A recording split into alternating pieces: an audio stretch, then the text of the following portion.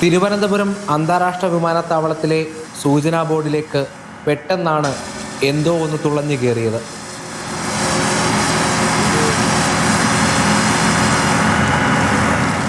അമ്പരന്ന് നിന്നവരോട് വിമാനത്താവളത്തിലെ അധികൃതർ വാഹനത്തിലേക്ക് ചൂണ്ടിക്കാട്ടി പറഞ്ഞു, ഇതാണ് കേരളത്തിലെ ആദ്യ ഹൈറീച്ച് എക്സ്റ്റൻഡബിൾ ടെറന്റ്.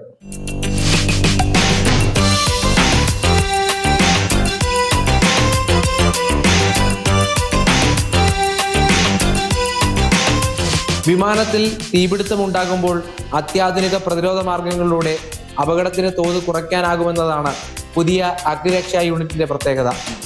സാധാരണ അഗ്നിരക്ഷാ യൂണിറ്റുകളിൽ നിന്ന് വ്യത്യസ്തമായി ഇതിന് വിമാനത്തിന്റെ പുറംഭാഗം തുളച്ച് യാത്രക്കാരുടെ ക്യാബിനിലേക്കോ കാർഗോ വിഭാഗത്തിലേക്കോ നേരിട്ട് വെള്ളം എത്തിച്ച് തീ കെടുത്താനാകും.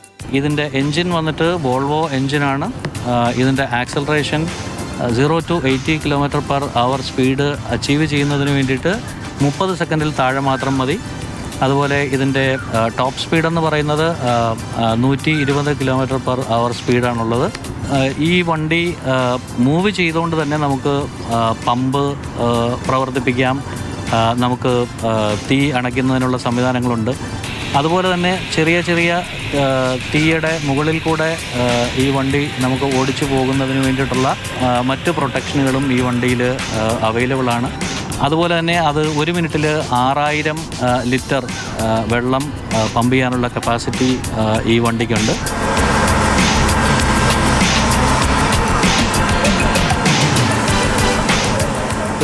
ഏകദേശം 5 നില കെട്ടിടത്തിൻ്റെ ഉയരത്തിൽ വരെ വെള്ളം എത്തിക്കാൻ പുതിയ അഗ്നിരക്ഷാ യൂണിറ്റിന് സാധിക്കും.